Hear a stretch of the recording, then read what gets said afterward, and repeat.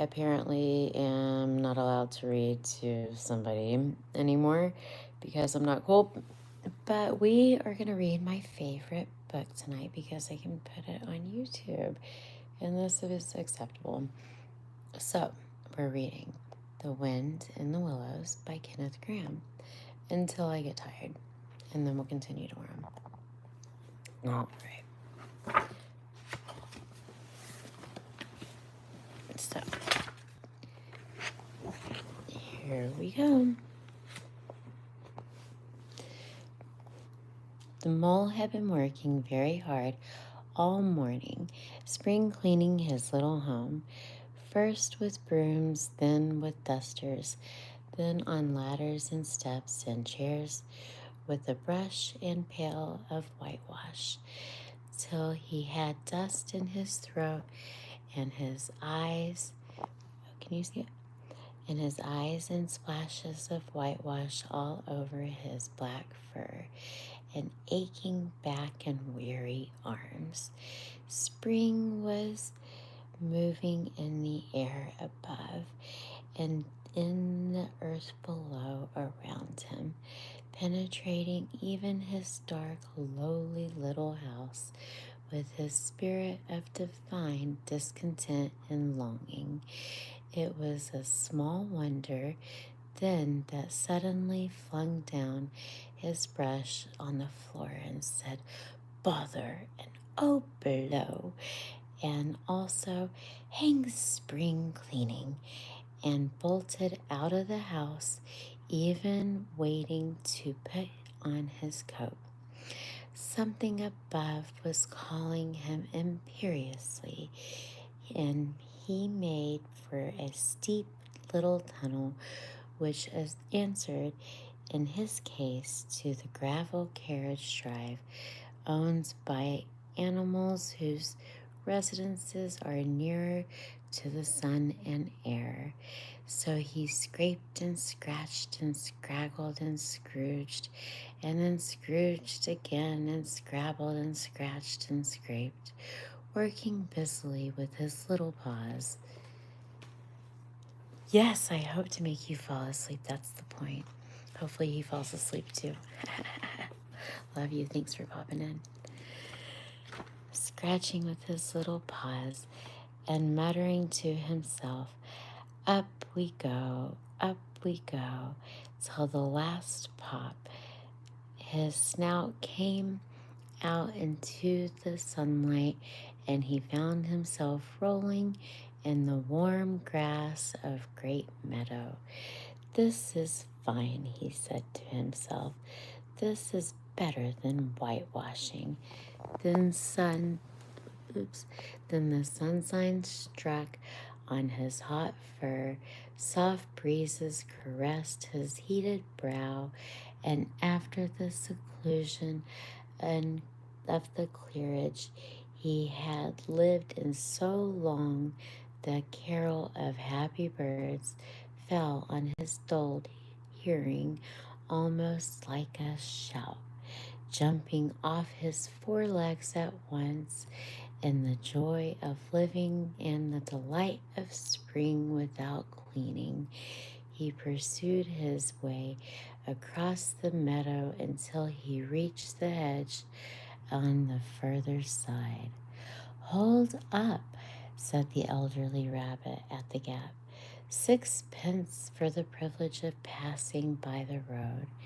He bowed over, and in an instant the impatient and contemptuous mole, who trotted alongside the hedge, chafing the other side, rabbits as they peeped hurriedly from their holes to see what the row was all about.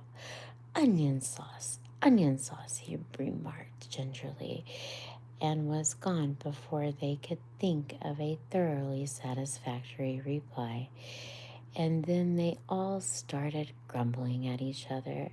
"How stupid are you? Why didn't you tell him? Well, why didn't you say? You might have reminded him," and so on. In the usual way, but of course it was then too late, as it always the case. It all seemed too good to be true, hither and thither through the meadows. He rambled busily along the hedgerows, across the copses, finding everywhere birds, building flowers, budding leaves, thrusting everything happy and progressive and occupied. And instead of having an uneasy conscience pricking him and whispering, whitewash, he somehow could only feel how jolly it was to only be idle dog among all these busy citizens. Hi, Sina. What's going on, you guys? Thanks for being here. After all, best part of a holiday is perhaps not so much to be resting yourself as it is to see all the other fellows busy working. He thought his happiness was complete when, as he meandered aimlessly along, suddenly he stood by the edge of a full-fed river.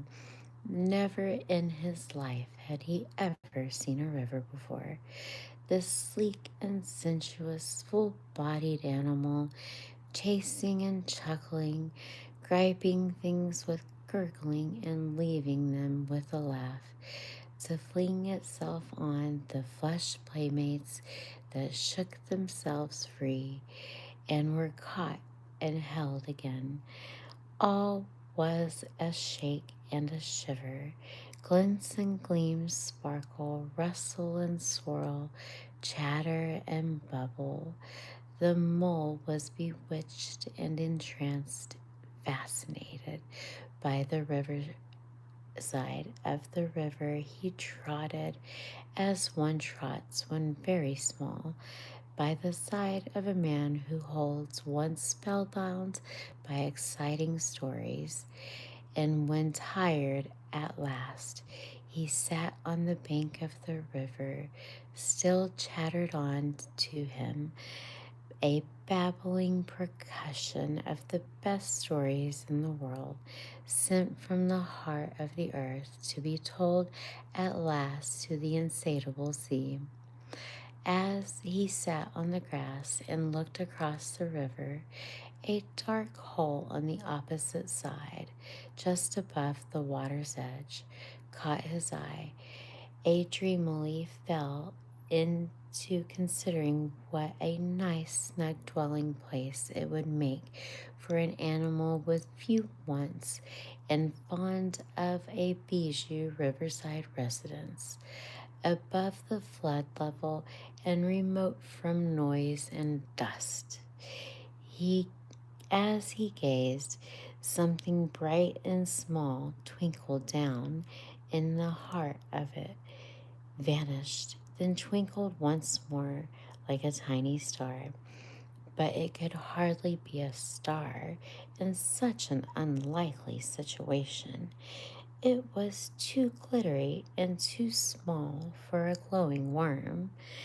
Then, as he looked, it winked at him, and so declared itself to be an eye, and a small face began gradually to grow round it.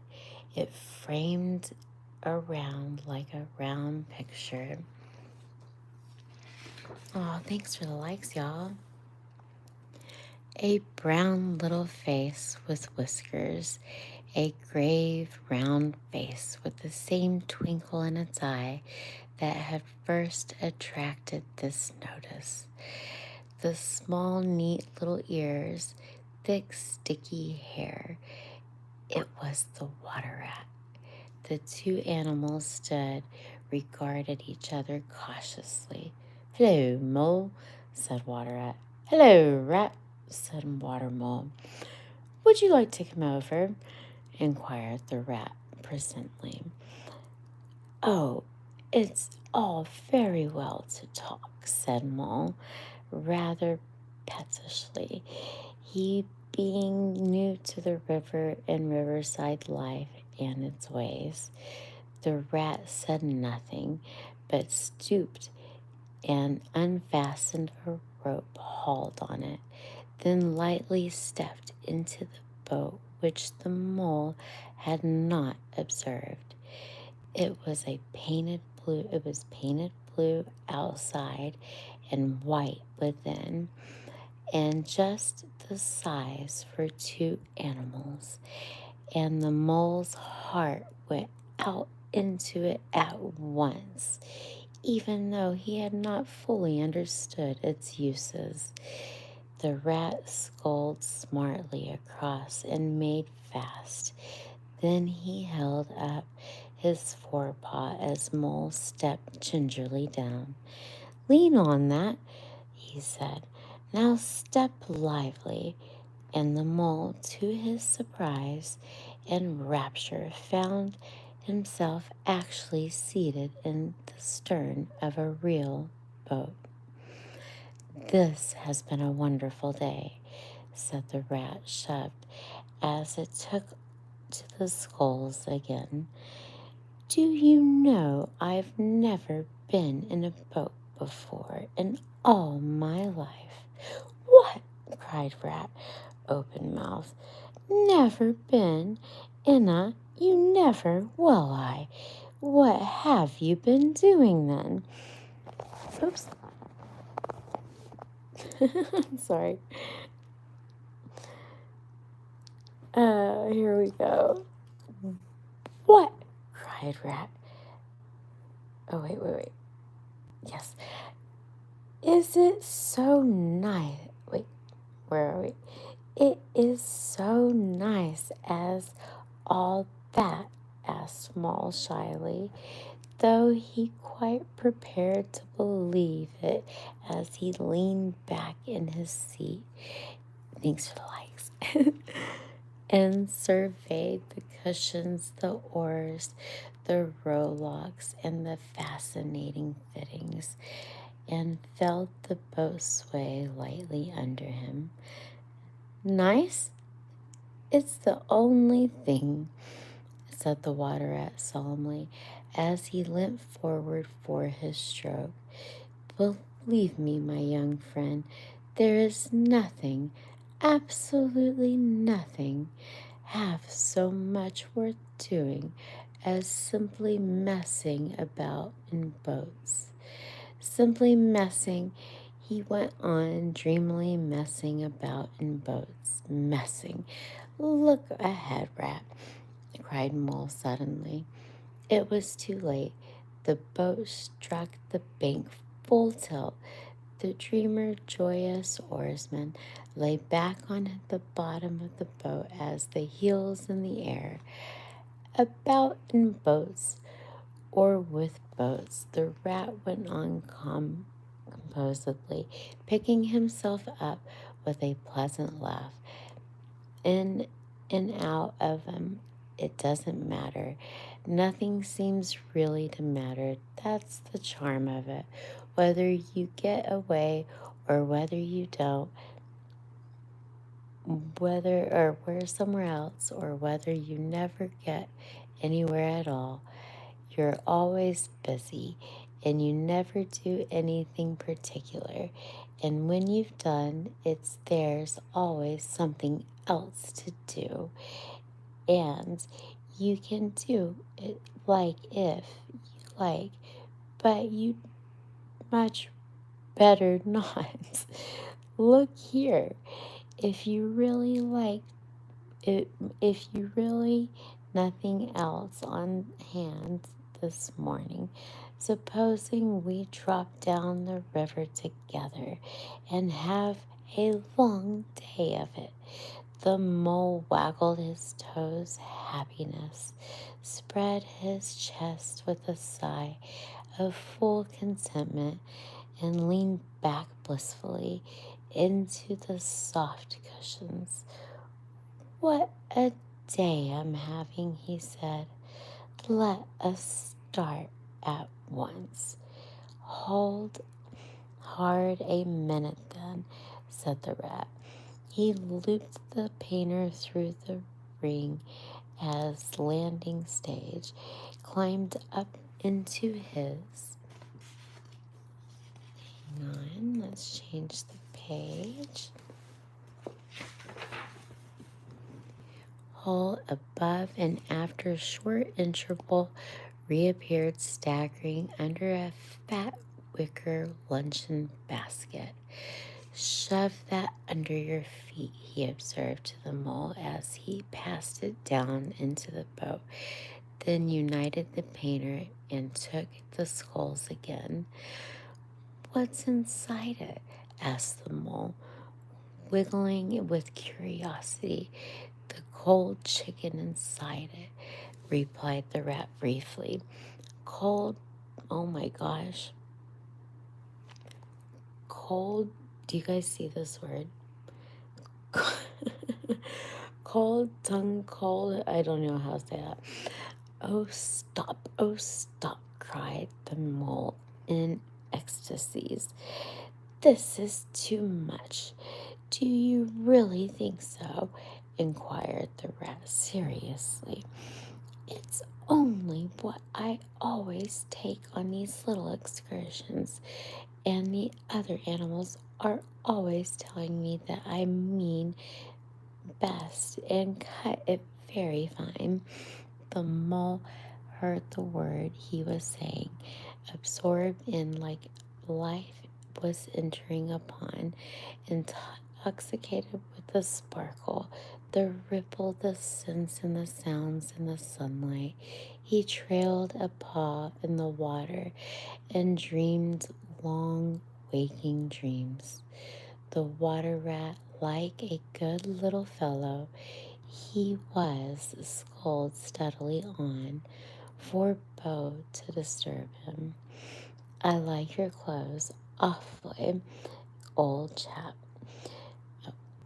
he remarked. After half an hour or so, I'm going to get a black velvet smoking suit myself some day, as soon as I can afford it. I beg your pardon, said the mole, pulling himself together with an effort. You must think me very rude, but all this is so new to me. So this is a river. The river, corrected the rat. And you really live by the river. What a jolly life! By it, and with it, and on it, and in it, said the rat. It's brother and its sister to me, and aunts and the company and food and drink, and naturally washing. It's my world, and I don't want any other. What it hasn't got, not worth having, and what it doesn't know is not worth knowing. Lord, the time we've had together in winter or summer, spring or autumn, it's always got its fun and excitements. When the floods are on in February and my cellars and basements are brimming with drink that's no good to me, and the brown water that runs by my best bedroom window, or again when it drops away and shows the patches of mud that smell like plum cake and the rushes of weed-clogged channels. I can potter about dry shod over most of the bed of it and find fresh food to eat. The things caress people have dropped out of boats. But isn't it a bit dull at times? The mole ventured to ask. Just you and the river, and no one else to pass the word with. No one else? Well, I must be hard on you, said the rat with forbiddance. You're new to it, of course. You don't know The bank is so crowded nowadays that many people are moving away altogether. Oh no, it isn't what it used to be at all. Otters and kingfishers and dab chicks, moorhens, all of them, all about, all the day long, always wanting you to do something of as a fellow had no business of his own to attend. All right, you guys, I am going to fall asleep myself. So this is TB continue. The little one's asleep. Keep it crispy. Burn creations, WTF mounds, and we'll read this book. Peace out, y'all. Please like and subscribe. Let me know what you think about me reading. Keep it easy.